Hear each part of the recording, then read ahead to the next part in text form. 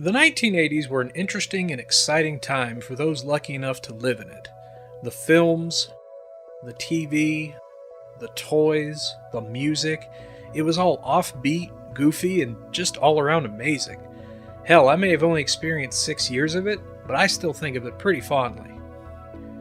Well, apparently so do a lot of people, as recently the 80s have been making quite the comeback, thanks to films and shows like The Goldbergs, Stranger Things, 2017's It, and more. This nostalgic love for the days of VHS tapes and tab soda has also become more present in video games today. Developers who were fans of games from the NES days have taken their love and have crafted retro-style games that have captivated many a player today. Enter 4Attic, a small game development studio from Spain whose love of the 80s inspired them to create a game that was essentially a love letter to that era. After a successful Kickstarter and a partnership with Devolver Digital for publishing, Crossing Souls was released. But nostalgia can only take a game so far, so how does the rest of it hold up? Well, let's find out. This is Crossing Souls.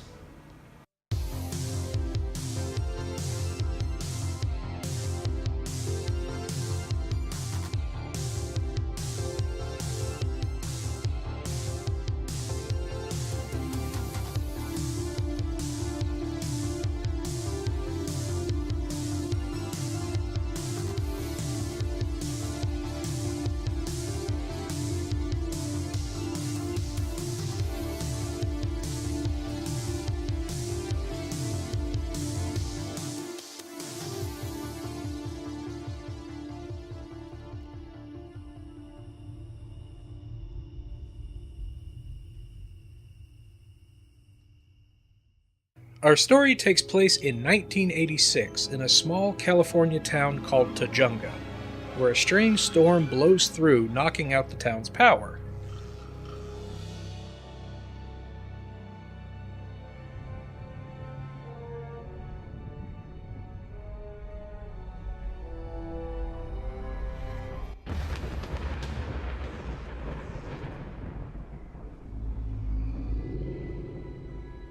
The next morning, our main hero Chris is awoken by his little brother Kevin via walkie-talkie.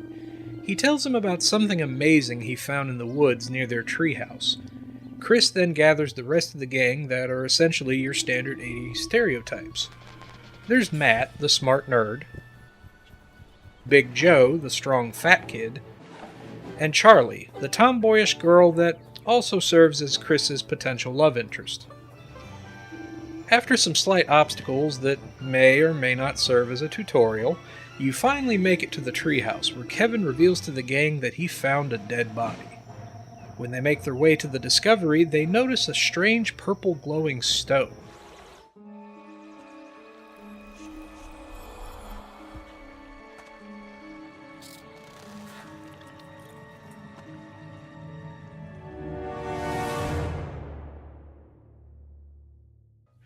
Matt, being the inquisitor of science that he is, takes the stone back to his lab for analysis to discover it is the Duat Stone, an artifact that allows them to see and interact with the dead, but at the cost of having your life sapped away.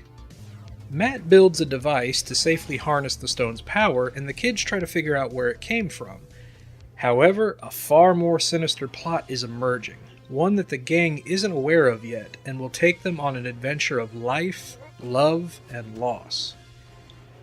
Truthfully, I can say no more, as the story for Crossing Souls is just too damn good that I feel I've given too much away already, and that was just the first half hour of the game.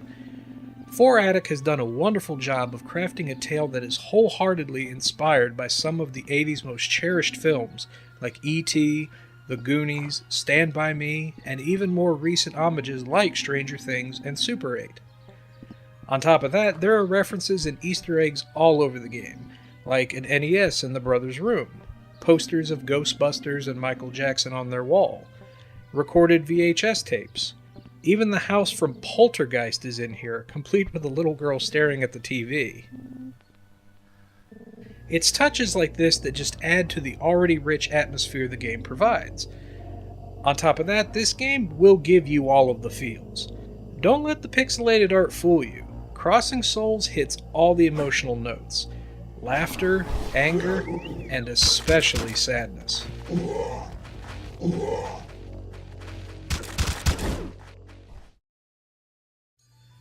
The gameplay of Crossing Souls can best be described as a Zelda-style adventure. As Chris and the gang, you'll progress through the linear adventure, solving puzzles and fighting various enemies in order to progress through the story, with the occasional side mission here and there that can net you items or the various 80s themed collectibles scattered throughout the area. Each character has their own unique abilities to help you get through the perilous adventure. Chris, being the athletic type, is quick and agile and can climb walls and jump high. His weapon of choice is his dad's trusty baseball bat, which can deflect back some enemies' projectiles. Charlie is also pretty fast and can dash out of harm's way, as well as catapult to other faraway areas, all while whipping goons with her jump rope. Matt, full of smarts, can hover and dash with his rocket shoes and blast foes with his laser gun, which has a lock-on radar. Big Joe, being the strong heavy of the gang, can defeat enemies with just a few hits and do a ground pound, as well as move big objects. Chris's little brother Kevin can, well, be a little brother. All characters have a stamina bar that slowly depletes when actions are performed, with some losing more stamina faster than others, but it will refill over time. Pretty basic adventure game stuff. But once you have the Duat Stone, that's where things get pretty cool. Now, I know I said I wasn't going to say any more about the story, but since the gameplay is kind of heavily tied into it, I kind of have to spoil one thing. Sorry. Early on in the story, Kevin dies in an accident, but thanks to the Duat Stone, the kids are able to communicate with him, allowing him to assist them with their quest. With the stone, you can switch between Kevin and the kids, sending Kevin to unlock doors and retrieve items that are inaccessible for the living.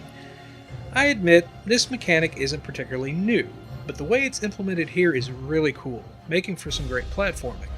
Speaking of that, there's some pretty tough platforming throughout Crossing Souls, from simple jumps to boss fights that will test your patience. There are even a few minigames thrown in that mimic scenes from certain popular films of the 80s. So yeah, the gameplay is really fun, but it's not without its flaws, mostly near the end of the game. It's not that it's bad, just more like dragging on. For example, there's a section that takes place in an old western ghost town, and in order to continue, you have to figure out when in time the bridge that leads out of town was destroyed, so you can use a certain time machine to go back and prevent it from happening. To do this, you have to go back and forth talking to all the ghosts in town to try and figure it out.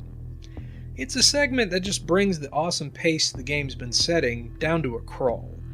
Thankfully, though, it picks up again rather quickly. Another thing that might bother some players is the save system. You can only save at these points that look like floating NES cartridges, so if there's a boss fight coming up and you die, you'll start there again, but you'll have to watch any cutscenes that took place with no skipping. Again, nothing major, but it can be a pain if you're stuck in a tough area. Lastly, sometimes the game can glitch out in some parts, causing you to restart, or it can work in your favor like it did for me here.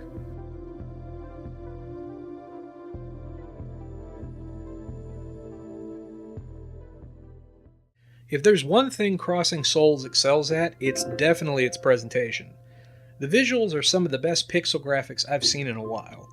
The characters have an 80s neon-inspired color theme going on and are wonderfully animated, showing a variety of emotions that express what they're going through, which is handy since there's no voiceovers in the game, except for one part.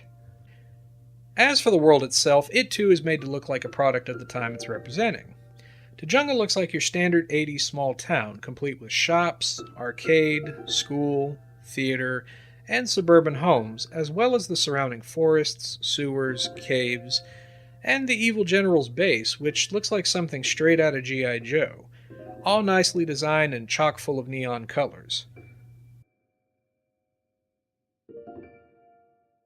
Another great nod is the animated cutscenes peppered throughout the game, designed to resemble an 80s Saturday morning cartoon, complete with VHS tracking lines.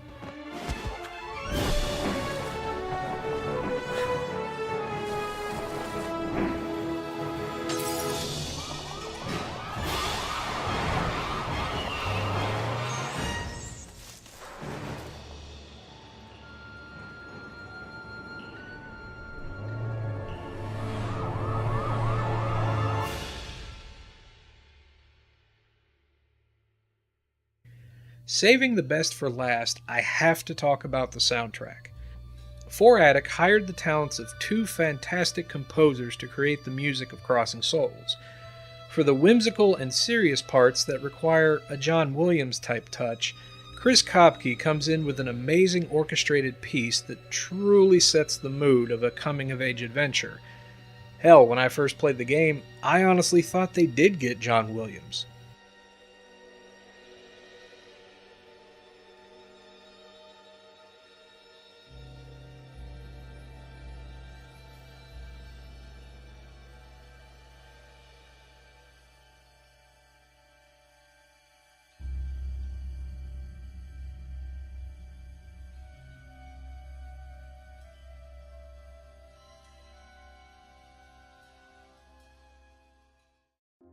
Now, when the game needs a bit more synthwave, the awesome sounds of Time Cop 1983 come in to give you that true 80s pop flavor.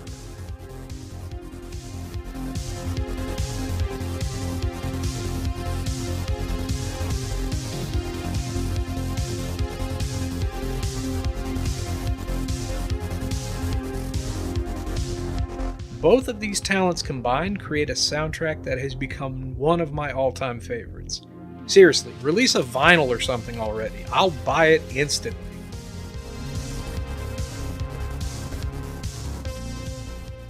Normally, I don't do a best of insert year here list for games because I'm not able to play all the games as they come out right then and there. But I can say without a shadow of a doubt, Crossing Souls is already one of the best games of 2018.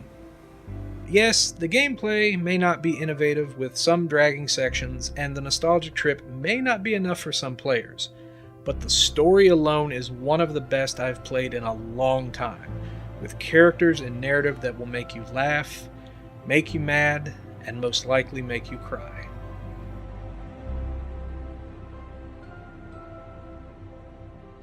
You can pick it up digitally on Steam or the PlayStation Network for about $15. But for those who would want a physical copy, that's still up in the air as I haven't heard anything on that front. I hope there is one though, because I'd snatch that up fast. Regardless, give Crossing Souls a chance. Not just to play an amazing adventure, but to thank 4Attic for creating a wonderful trip back in time and just one hell of a game. Thanks, guys. I love nostalgia. I'll see y'all next time.